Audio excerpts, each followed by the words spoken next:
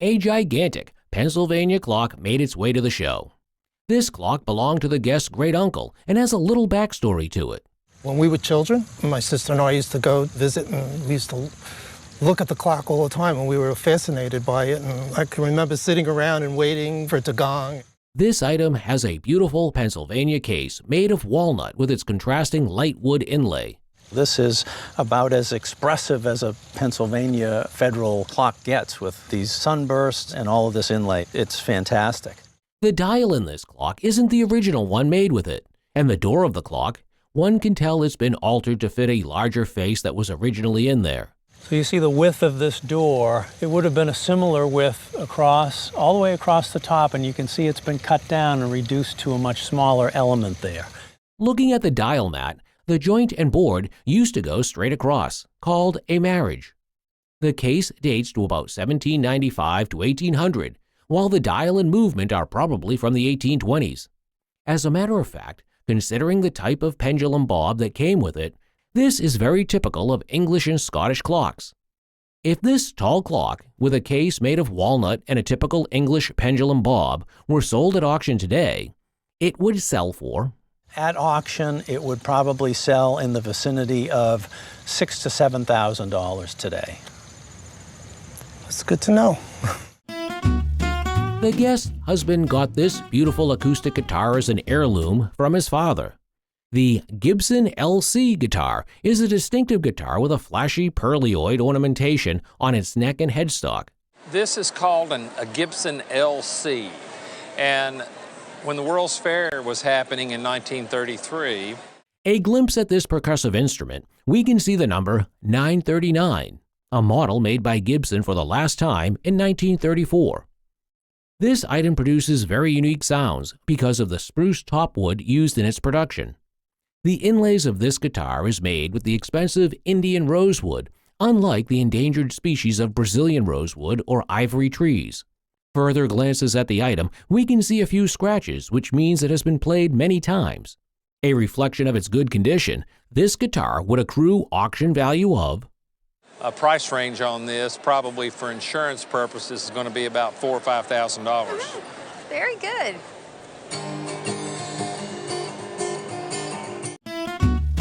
Gifted from an antique dealer mother to her antique-loving daughter. And I understand that you've tried to do a little bit of research on the piece, but you've had a problem. Very little, yes. Yeah. This bronze sculpture is a cherished family heirloom.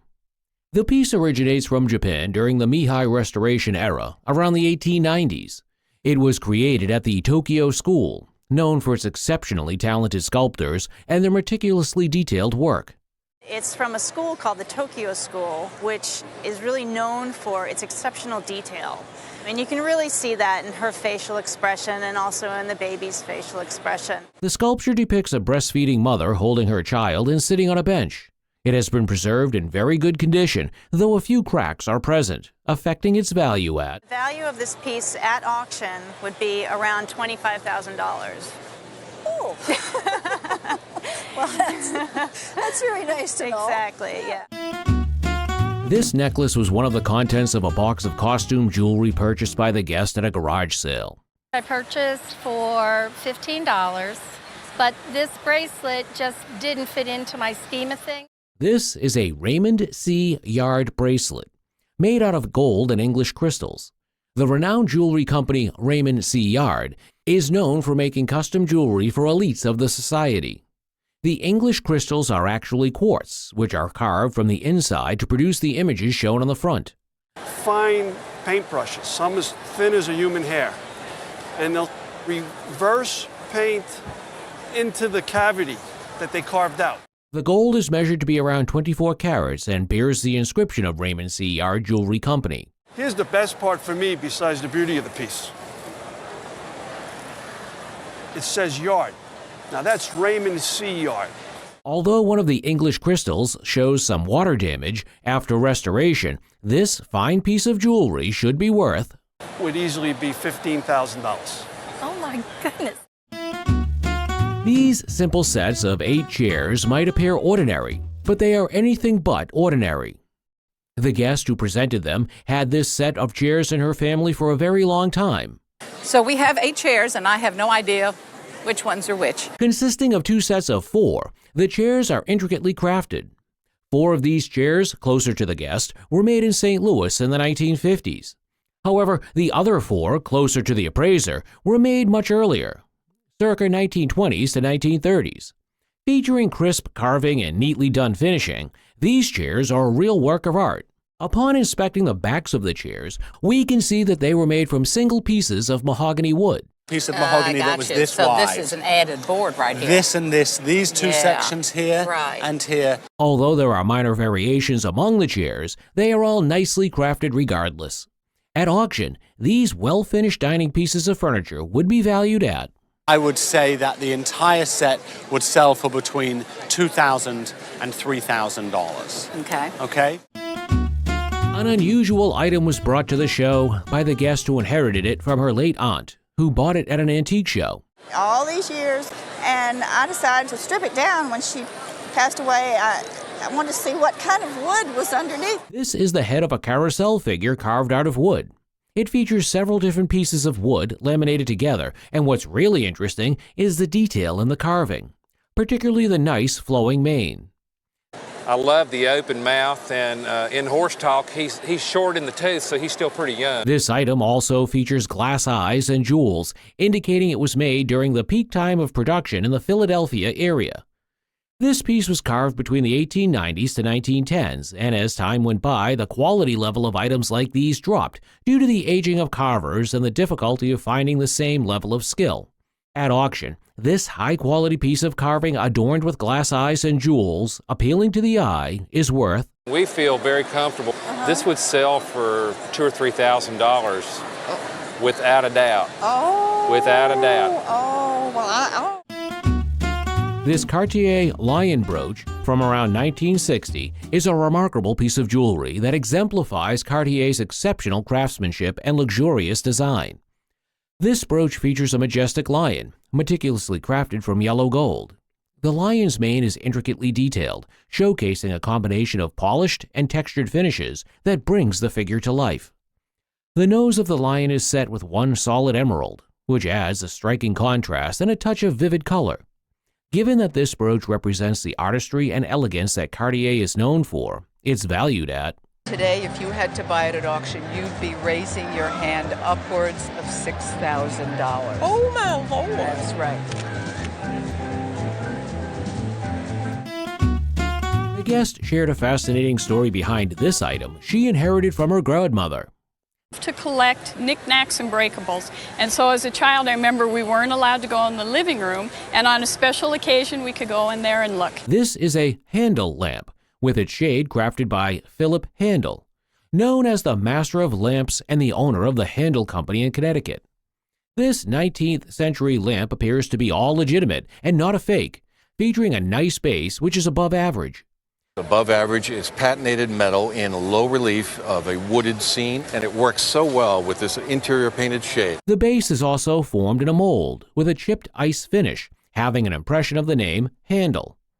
Not only the base, but the rim and shade also feature the inscription of this name, showing authenticity. So, we have an above-average base, a hand-painted shade lamp, and a good price at auction would be, I think a good auction estimate would be $8,000 to $12,000. That's phenomenal. That's great. Marvel at the artistry of this piece. It was purchased by a guest while in Stockholm. The painting was created by Bruno Ligefors, a Swedish artist best known for his nature and animal motifs. This painting dates back to the early 20th century. Additionally, the painting has a fine rendering with an expressionistic look. The painting serves as a study for one of his larger pieces, evident in its sketchy quality. As one of Bruno's works, this painting is estimated to be worth, for auction, we would estimate it for $5,000 to $7,000. This Dudley Masonic Movement pocket watch, originating from Lancaster, Pennsylvania, is a remarkable heirloom passed down from the guest's great-grandfather, who was a Mason. This timepiece was created by the Dudley Watch Company. It is notable for its Masonic affiliation and craftsmanship. That's what the Dudley Watch Company was famous for, was creating the Masonic watch. The watch features a striking radiating dial and is distinguished by its Masonic movement. a key characteristic of Dudley's early creations after their split from the Hamilton Watch Company.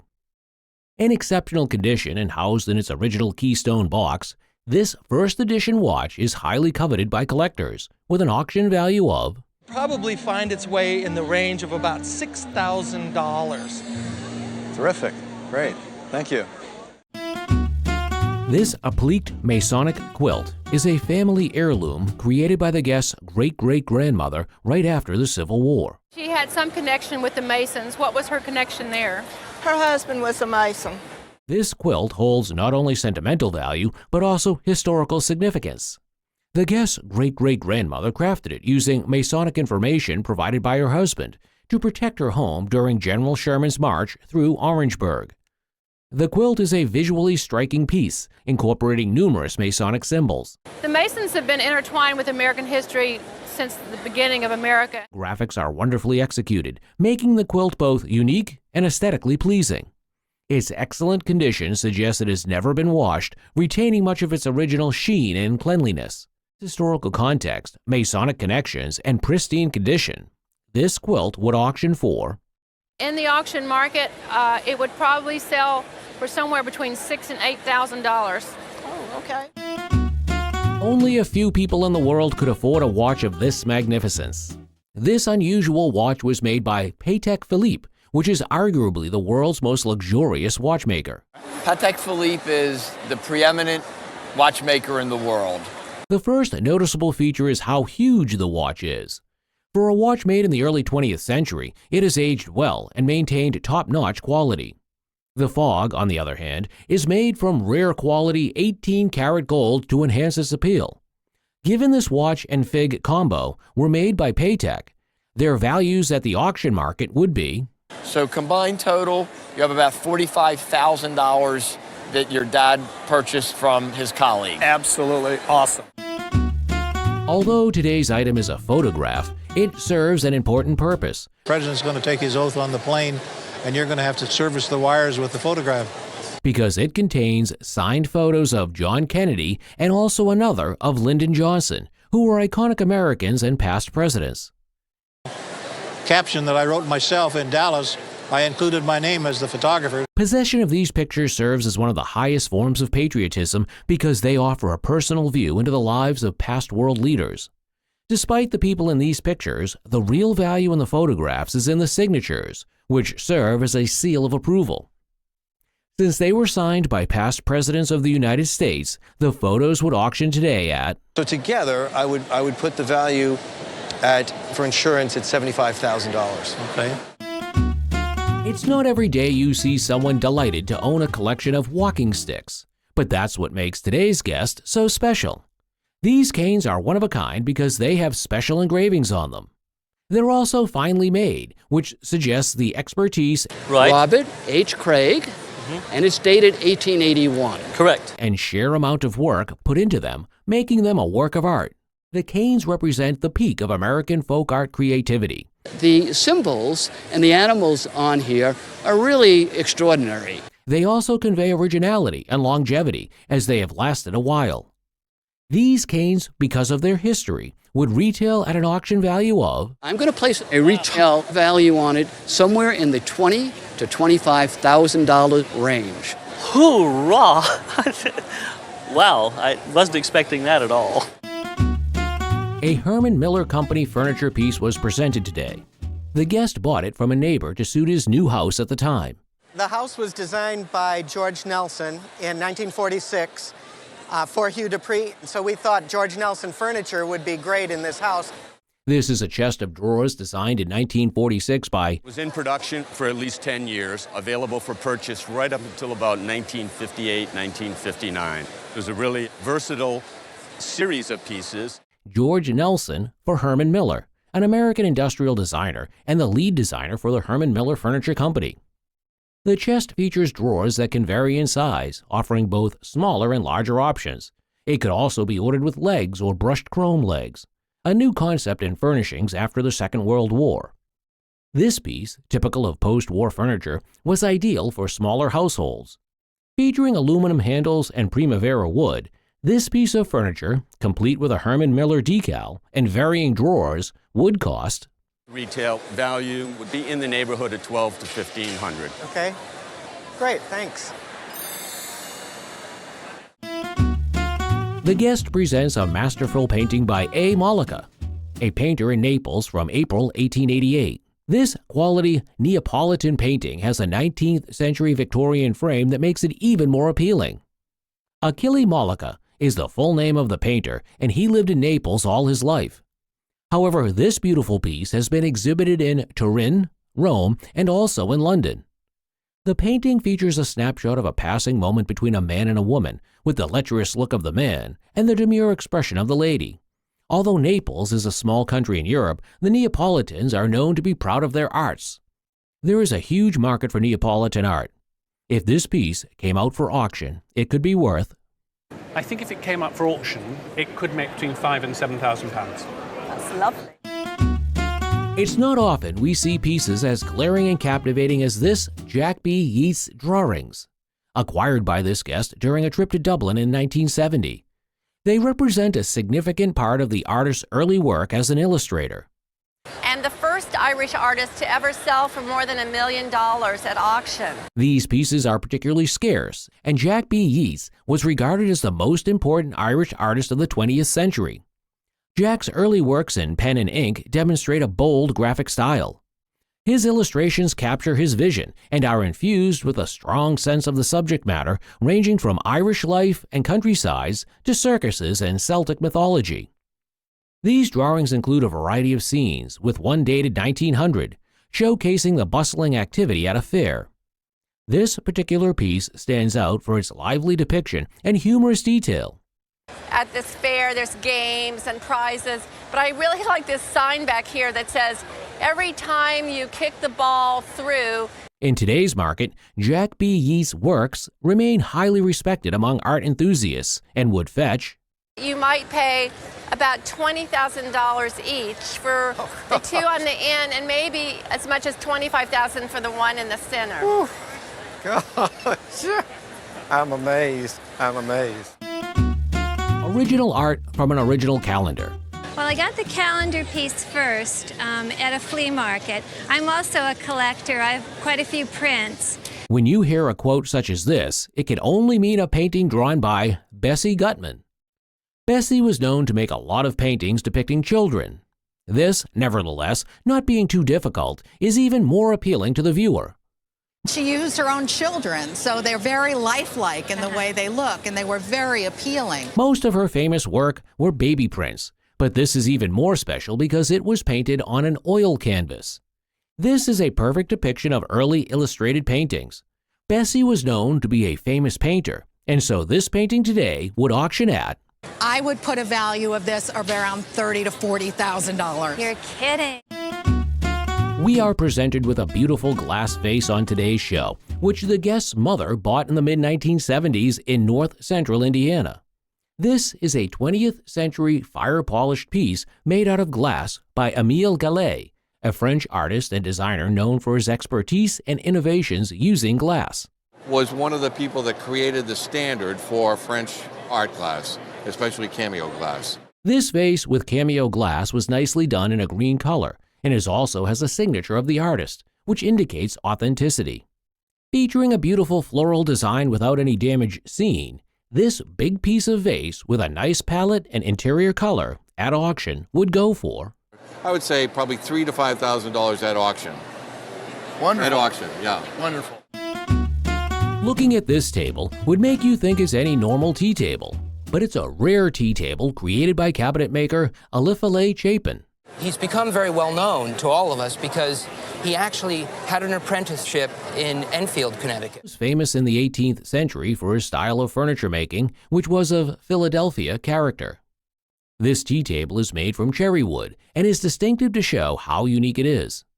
Despite being made probably in the 18th century, this table is still waxing strong, although with a few problems.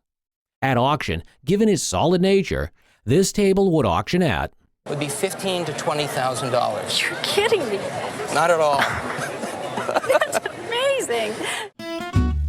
Normally, at a glance, This painting looks like it was done by Native Americans, but in reality, this is sheer Danish creativity.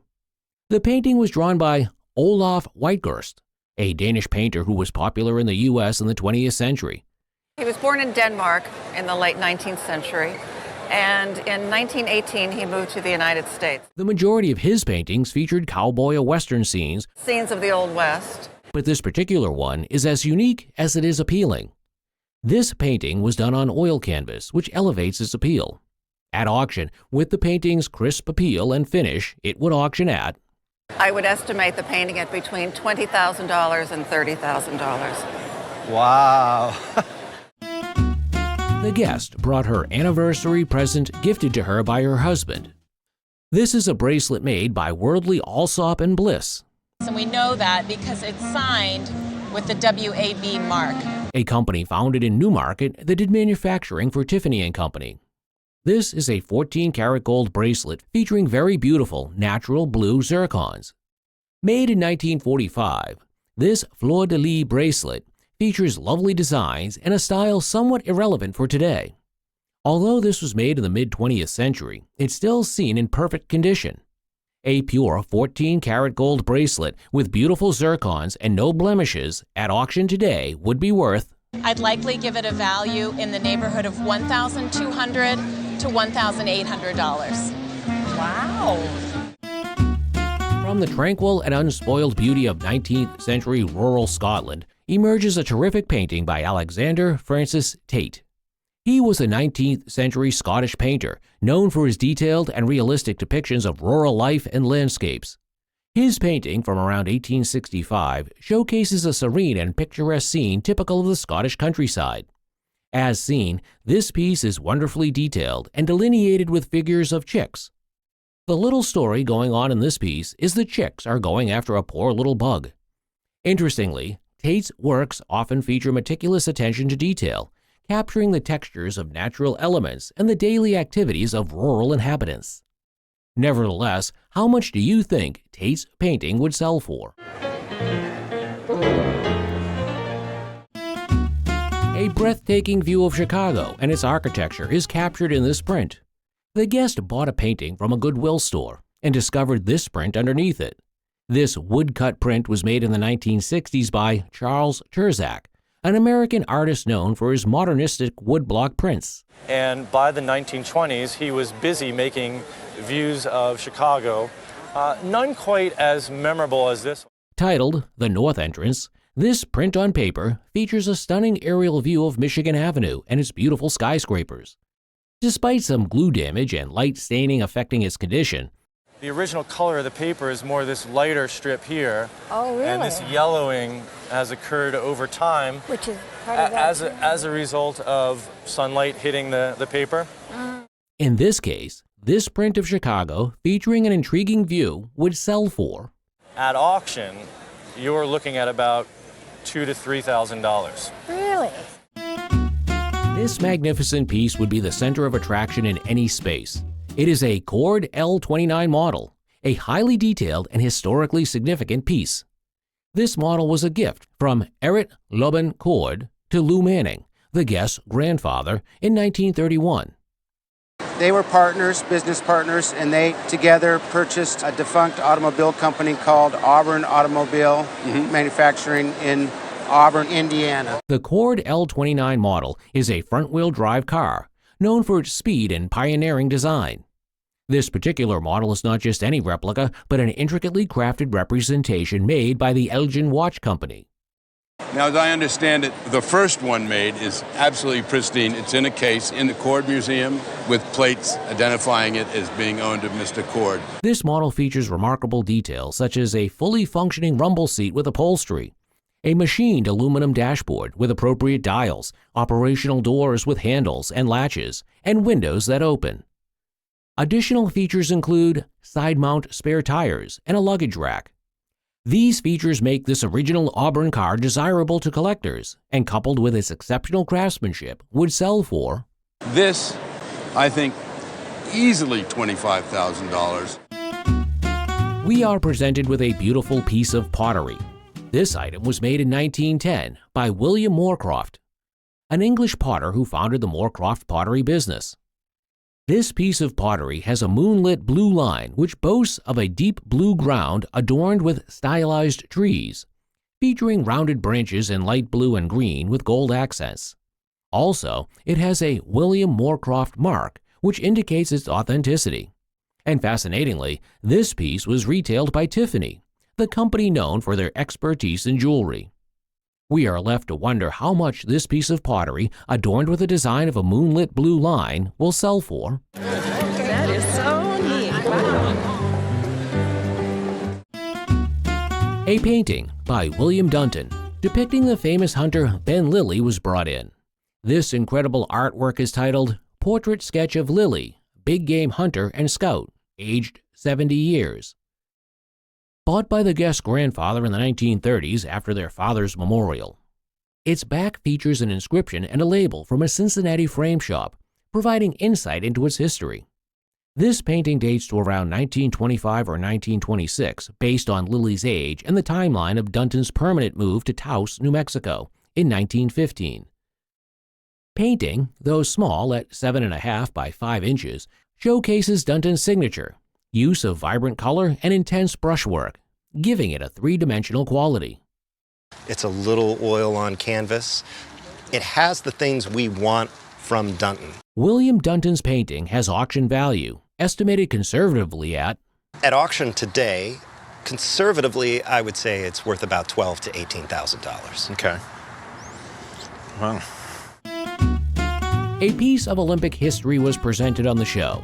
This 1932 Olympic Games banner was inherited by the guest from his grandfather. Yes, he went to school there briefly in the mid-1930s. It's a screen print on cloth. We've never seen this one before. It is a rare and remarkable piece of memorabilia from the Los Angeles Olympics. This piece is a screen print on cloth. Items from the 1932 Olympics, other than tickets and stubs, are quite scarce due to the unusual circumstances of that time. The Great Depression significantly impacted the event, resulting in fewer participating athletes, compared to the 1928 Olympics event. This banner is especially unique as it likely hung in the stadium during the Games, adding to its historical value. Given the rarity and condition of this Olympic Games banner, it will sell for. We had put a value at auction of $2,000 to $4,000. Terrific. That's excellent. This Arts and Crafts Art Pottery collection features early high-glazed pieces from Newcomb pottery. Renowned for its surface decoration, these pieces are prime examples of Newcomb's finest work. The first piece showcases the exquisite craftsmanship and design that the pottery is famous for. The second piece, although it didn't fire properly, is a rare and valuable item from an exceptional line produced for only about a year and a half. The Song of the Boeuf or Blood of Ox. Its rarity and experimental nature make it a noteworthy addition, with similar examples found only in the Newcomb Pottery Museum in New Orleans. The third piece is a striking marble head from New England, Massachusetts, which adds diversity and historical depth to the collection. Each of these multicolored decorated pieces exemplifies exceptional artistry and would sell for, as of recently, worth more than ever before, between $15,000 and $20,000. Oh, that made my year. I'm not kidding you. I can't believe it. This Polyphon music box is a fascinating piece of musical history. Originally designed as a cylinder player, the Polyphon transitioned to a disc player, which significantly enhanced its sound quality. This is the equivalent of a 1890s jukebox. Notably, this particular music box is coin-operated, using the German equivalent of a nickel, and is crafted from walnut, a popular wood in the late 19th century. The gilt brass or bronze symbol on the front adds to its aesthetic appeal, and the original cloth is still intact. Inside the box, there is an original advertisement for Polyphon, which dates back to the golden age of lithography. These posters were typically sent to retailers to hang in their stores for advertising purposes. However, this historically significant innovative music box and the advertising poster together would sell for. At auction, my feeling would be that its value is around $6,000. Oh, all right. During the darkest hours of the 20th century in Germany, the German Jews faced severe discrimination from their neighbors. This hostility has been growing for years but was openly pronounced on the night of November 9, 1938, infamously known as Kristallnacht, or the Night of Broken Glass. The synagogues were destroyed and the streets were so full of glass afterwards that it crunched in the glass, which is really the concept of Kristallnacht. This event led to the mass arrests, kidnapping, homicide, purging, and looting of all Jewish assets. The guest brought along a collection of memorial items belonging to his cousin, who was lost during the incident. This collection includes photographs and a shirt with a yellow Star of David badge. I met him for the last time in the end of 1938, which was in fact the last time I saw any of my family from over there. Along with this collection is an assemblage of Jewish badges from this period. That the Nazis were out to kill everybody who was Jewish, because this is the t-shirt. What value can be accrued to this collection, which vividly describes the darkness of the Second World War period, Nazi Germany, and the open anti-Semitic discrimination against the Jews? I've actually gone silent there, because that is such a poignant visual sign of the 20th century's darkest hour. Thank you so much for bringing them along. This magnificent mosaic painting was gifted to the guest about 30 years ago. The fabulous piece looks like it was made with ceramic, but on closer look, you would realize it's made of thousands of tiny pieces of glass, which are known as micromosaic. The tiny pieces of glass are of different sizes. This art technique was called fillet, where long strands of glass were cut into tiny pieces and then glued together to make a picture in the 18th century. An amazing fact about this painting is that the color came from the glass used, and it maintains that color over time. It features a beautiful and classical image of a young lady holding an attractive bouquet of flowers. To know the age of this painting, one would need to remove the back cover, which is made of timber, and reveal the secret plate, which is made of metal, that is already flaking out. On closer look at the plate, the metal is visible on the front sides of the painting, connotating that the painting was made in the 19th century. More so, this visible metal reveals that some sort of adhesive was used to put the glasses together and finished up to give it a flat surface. Finally, this rare, beautiful work of art is worth around... For insurance purposes, you should probably cover it for about £12,000. Unbelievable. The guest came along with a box-like painting showing a beautiful moonlight scene. It is a painting by Henry Grimshaw, who was also a photographer known for his precise pieces in the 1860s. Hence, almost all his paintings have a photographic base. This is due to the fact that when he became popular, the demand for his paintings grew, leading him to employ workers and resort to photographic bases. On close inspection, you will see that Grimshaw and his team made this painting with impeccable speed. However, this painting, made in the 1870s, shows the strength and weakness of the painter, because the scene in the painting was not quite in sync with the idea. A slight damage is noticed on the painting, which was caused by a severe cleaning of the painting, making it lose some of its core essence. If it were a perfect Grimshaw painting, it would have been worth around £30,000, but due to the damage, a realistic price would be around... Price, I would have thought more like £15,000. Anytime you see a wristwatch encased in a rosewood box, there is an interesting story behind it. This beautiful piece was made by the popular American watchmaker Albert Potter and Company, as inscribed in the case cover. Albert Potter was well known for his wristwatches at an age when individual wristwatches were not made between 1836 and 1908. With a beautiful watch plate design made of diamond, gold, and platinum timing, this stunning decorated watch has an adjustable pallet and a chronometer escapement. A chronometer escapement was a popular part of wristwatches made by large wristwatch corporations at the time. 11 years ago, this rare piece was valued at £15,000, but the current valuation is... I would say now it should definitely be 20. The guest inherited an 18th century French mirror from their aunt, who received it from her mother. Carved meticulously from wood and adorned with gilding, it boasts intricate detailing, with traces of original gilding still visible, particularly in the fiery shine along the curves. Despite the rough-cut back, a hallmark of 18th century production, its front exudes elegance, showcasing skilled artistry. While the clayed or mirror portion may be a second-generation addition, The color of the mirror part of it would be much different and kind of sparkly because, it would have deteriorated more. and this cover shows expected signs of wear from centuries past, such imperfections only add to its allure and authenticity. Though worm damage is typical for furniture of its age, the mirror's historical significance is undeniable. This mirror not only reflects the beauty of its era, but also preserves the rich legacy, so it is valued at. If you were going to insure this, I think you would probably want to insure this for $3,000. Ooh, wow, wonderful. Ooh. The guest presented a panorama of Duke Wellington's funeral held in November 1852. It features the carriage of Her Majesty, the Queen of England, and 2 of her suites. The British and Highlanders are also seen in bright colors on the panorama. A huge funeral carriage made of bronze that required 12 horses to draw it bore the Duke's body.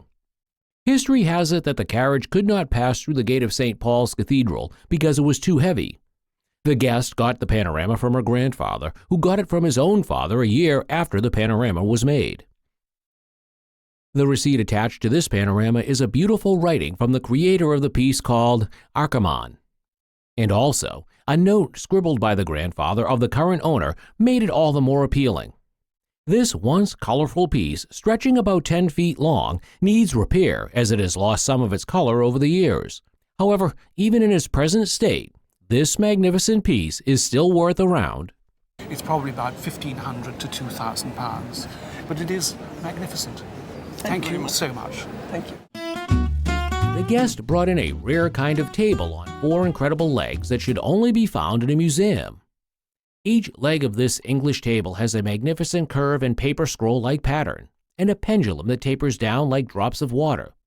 At the base of each leg is a chloro ball with a myth that is a sacred pearl of wisdom being held by a dragon's claw.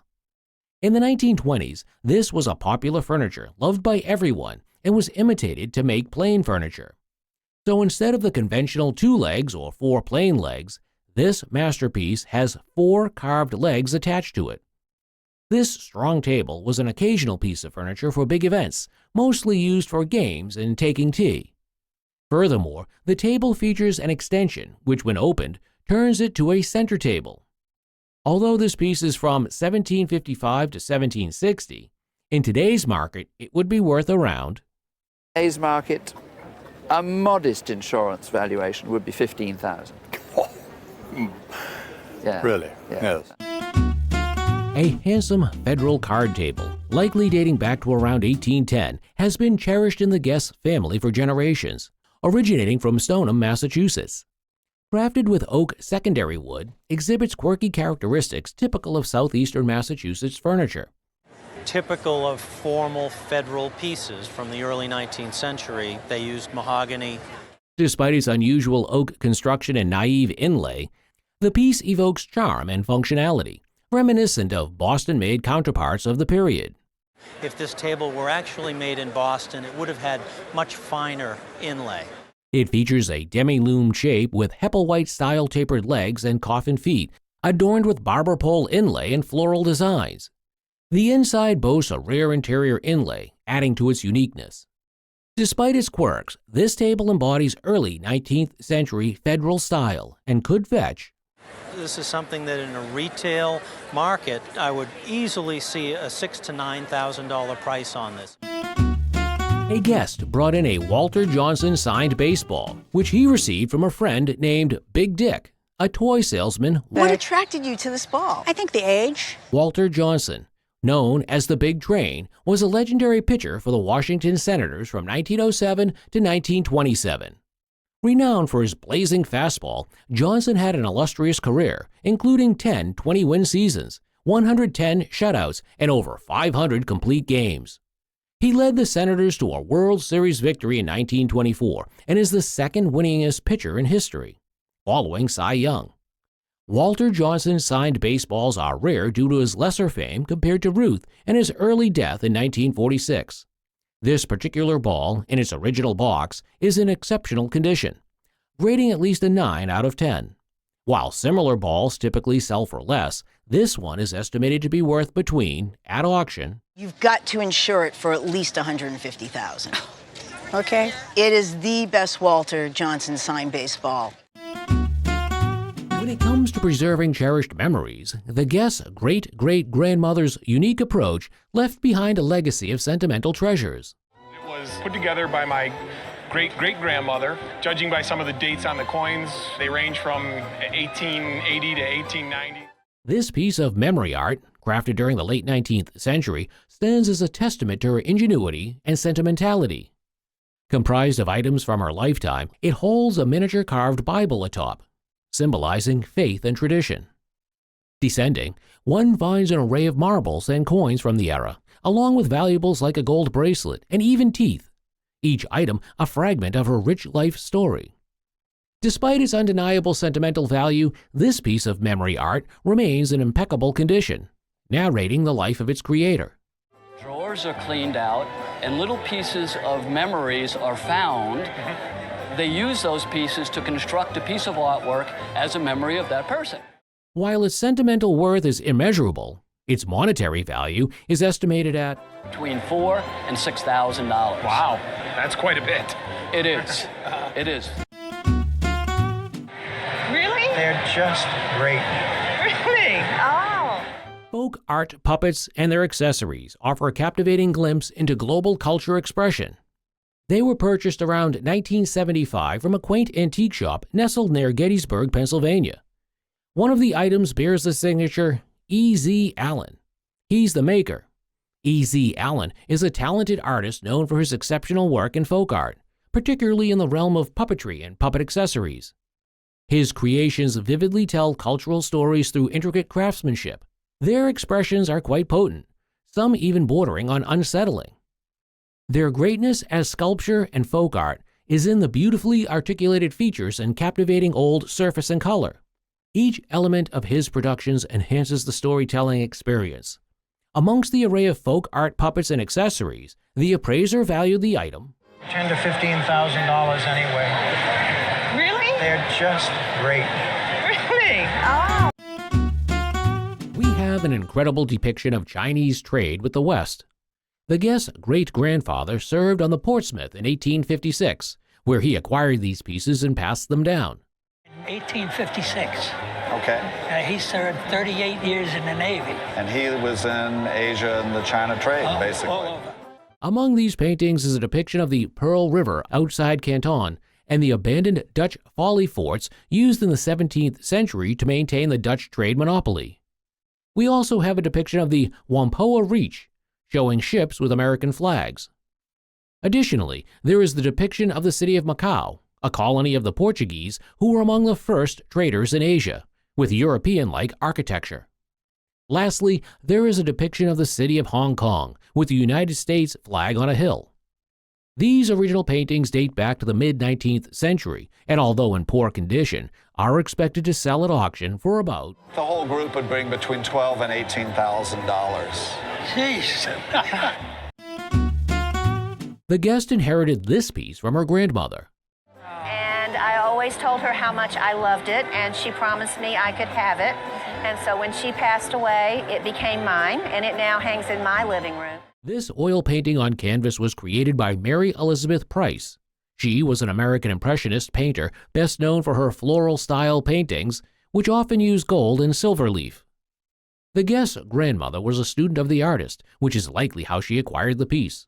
My grandmother was a student of hers, and she actually took painting lessons from Mary Elizabeth Price. And so wonderful. I don't know how my grandmother came to acquire this. I don't know if it was a gift or if she purchased it. This original painting of a white mallow flower, typical of Price's style, making this painting to be valued at About $40,000 to $60,000. Really? Really? Oh my God. Before baseball and other card collections became popular, tobacco cards served as stiffeners in tobacco packs.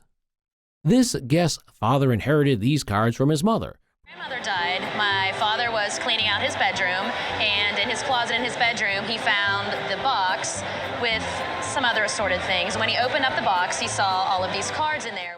presenting an impressive collection featuring the most beautiful color lithography. Among the over 50 cards, notable ones include the Allen and Gintner cards, the first tobacco-era baseball cards. So we have Tim Keefe, we have John Montgomery Ward, we have Charles Comiskey, who Comiskey Park is named after. We recognize that name. And Adrian Cap Anson. And the old Judge cards, the first to use a photographic image. 3 of your best ones in this collection, including Hugh Duffy, who's a Hall of Famer, Jim Murtry, manager of the New York Giants, and Buck Ewing. This collection, preserved in excellent condition in the presented box for over a century, holds significant collective worth, estimated at $12,000 to $15,000. Okay? This guest's father passed down this painting to her, a family heirloom spanning 3 generations. They're home for about 40 years, and then in the early 80s, my father got it. And so you always knew this in the family house? Yes, it's a treasure that they had. Yes, now it's yours. Yes. The British landscape painter Alfred de Briansky, Sr., created this exquisite artwork. He was a great Scottish Victorian artist, best known for his idyllic yet realistic depictions of rural Wales and Scotland. Typical of his work, this piece showcases his great attention to the manifold textures, light, and coloristic qualities of this particular landscape. The authenticity is verified by the inscription on the back of the painting. The back says the head of Loch Lomond, one of the most important famous lochs in Scotland. Then it says Alfred de Briansky Sr. This is a very typical thing of the Scottish Academy. Almost every Scottish Victorian artist. The frames on the canvas are original and from the same time as the painting. All these factors combine to give this piece an estimated value of about $25,000 to $35,000 at auction. Really?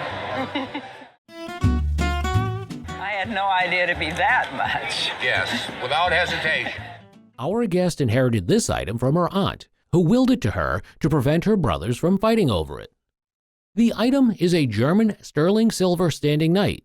Its unusual size is notable, standing almost 18 inches high, compared to the typical 6 to 8 inches.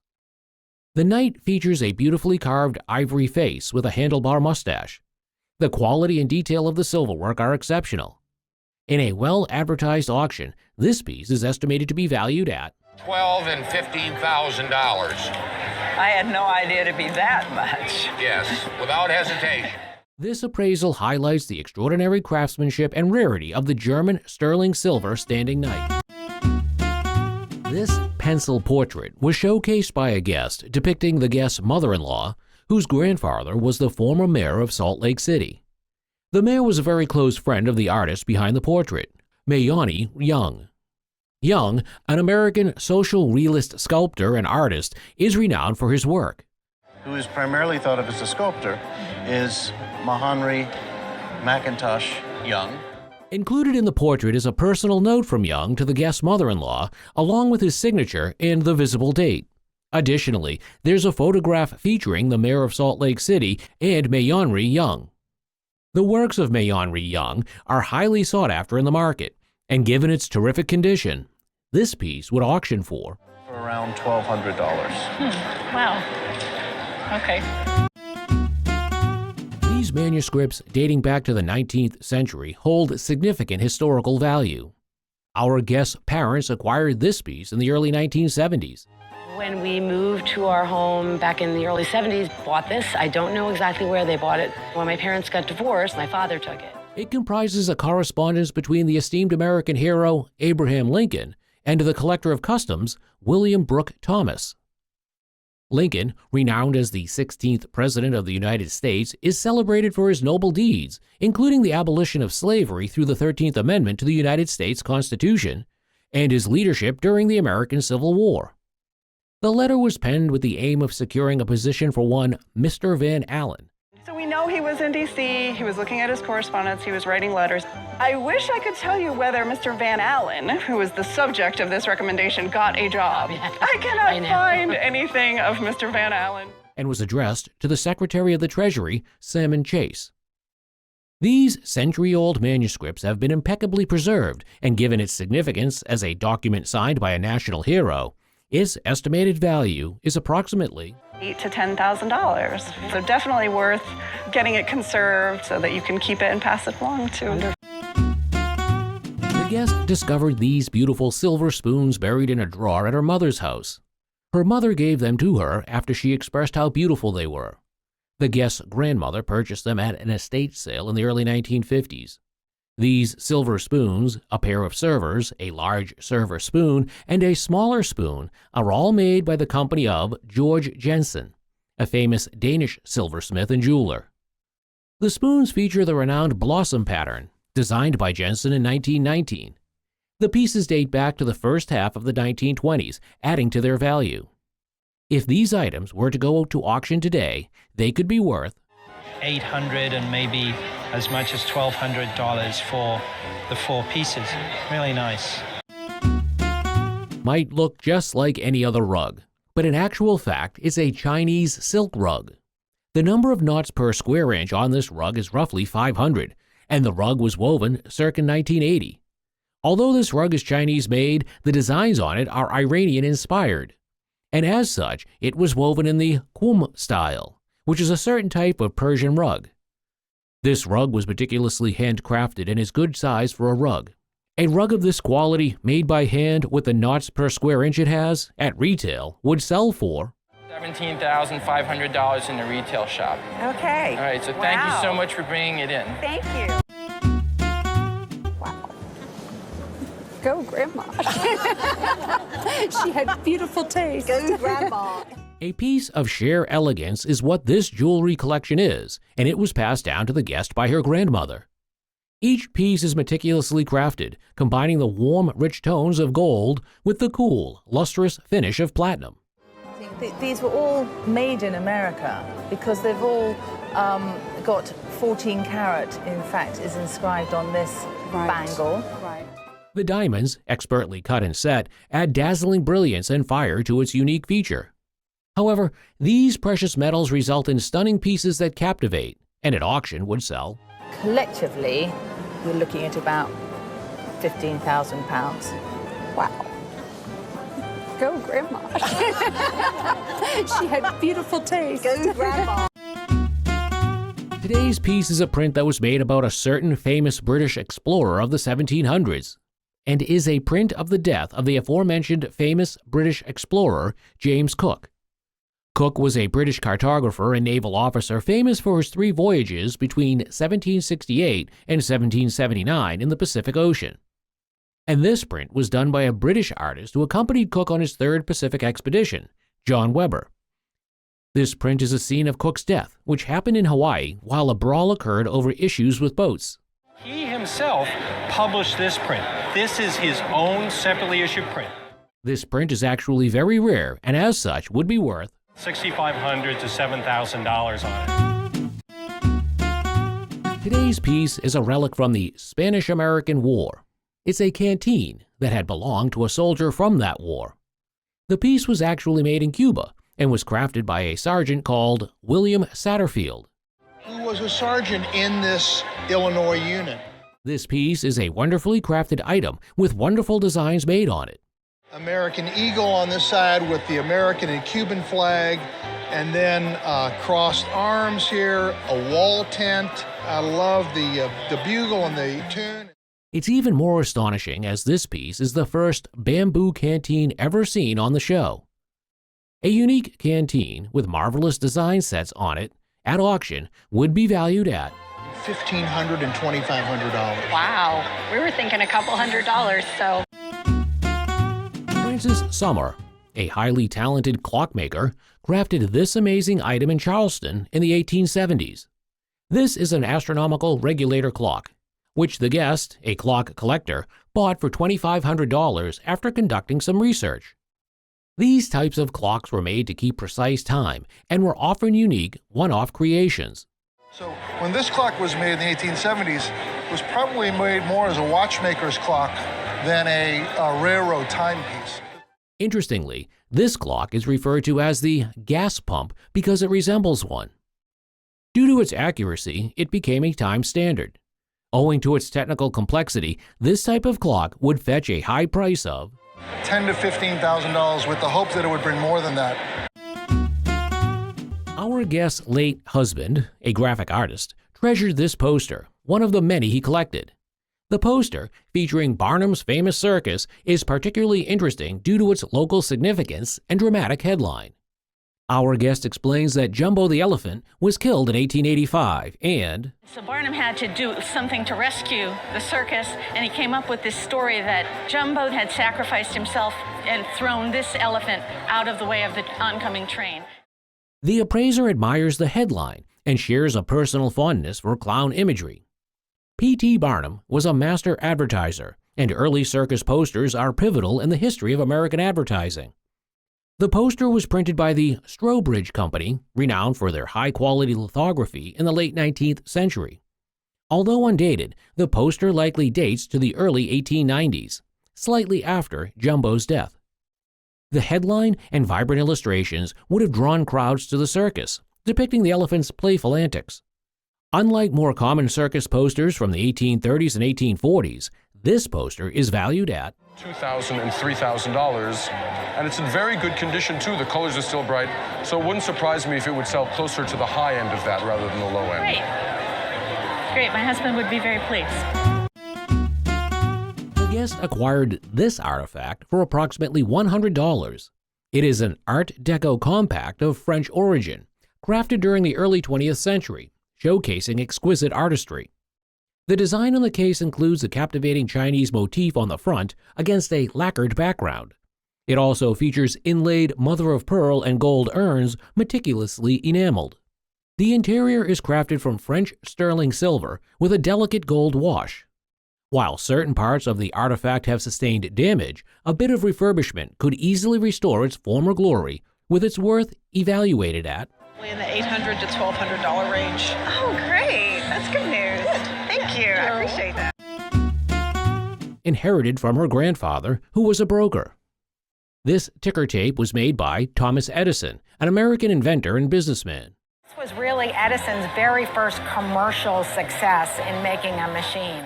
It was produced between 1900 and 1920. This ticker machine is the second model Edison produced, known for its distinctive tick sound it makes while operating. It's because of the ticker, ticker, ticker sound that the tape made when it came out. Interestingly, the item displayed comes with a pedestal, which is unusual for tickers being auctioned. This brilliant innovation with its stand would bring $15,000 and $20,000. Oh my Lord. That's crazy. I can't even believe it. That's crazy. But it's priceless to me. Just reminds me of my grandpa. One of the most famous toys of all time is the Barbie doll. The doll debuted for the first time in 1959 and since then became a global toy brand. Today's item is an American version of the Barbie doll. This particular type was made in the year 1965 and 1966. One of the distinct features of this doll is the golden outfit, which was why the outfit is called the Golden Glamour. Given its history, this 20th century Barbie doll today would auction at $600 to $700 in this condition. Really a fabulous find for only $1. Our guest's stepfather brought this item home from Japan after World War II. The item is a small, beautifully worked piece. It's from the Meihei period, dating from 1868 to 1912. It was produced by the Meow Factory, known for creating the best mixed metal work of that era.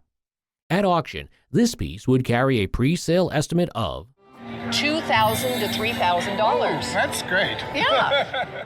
This appraisal emphasizes the exquisite craftsmanship and historical significance of Meihei period art. This guest brought a glass vase to the show. It's a fine-looking Lutz glass vase that has a titania pattern with slick mint green feathering. Done on top of the vase is a silver overlay that goes all the way around from top to bottom. The underside of the vase has colorful shades of cranberry.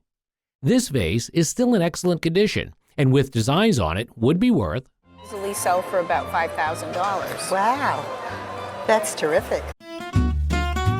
a fine-looking piece of furniture. That is what this rocking chair is. This chair was made with very strong and stable walnut wood that can take intricate carving.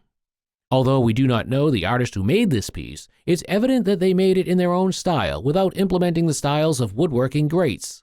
This artist is not following the path of copying another well-known maker. This style is shown in the use of light sapwood at the edge. This chair is a fine example of contemporary woodworking craftsmanship and would sell at $2,500 to $3,500 price range as an auction estimate. This is a venison dish dating back to 1819. This piece was crafted by Benjamin Smith of London, a highly gifted silversmith of the 18th century. The base and cover of the dish are made from Sheffield plate, and it features a silver handle. This beautiful silver dish with a Sheffield plate cover would have a price value of $4,000 and $6,000 for something this impressive. Oh my and gosh. so you made quite a... No. Yes. Really? You have a great collecting Really? eye. Seriously. A rushed garage sale proved to be a stroke of luck for this guest, who stumbled upon these etchings and drawings amidst a pile of seemingly worthless manuscripts. An auction house which was going out of business in Baltimore, I'm thinking 10 years ago, but it was a while ago. Okay. And they had brought all this stuff out of their attic and out of their basement, and it was just piles of things. Zhao Wu-Kis is the artist responsible for these brilliant pieces. Zhao was a Chinese-French painter and a member of the Académie des Beaux-Arts in Paris. Two of these pieces are etchings, while the third is a drawing. These pieces are very representational, which depicts an early period in his career, unlike later when he moved to much more purely abstract pieces. Dating back to the 1950s, these rare pieces of art from this renowned artist are valued at $20,000 to $25,000. No. Yes.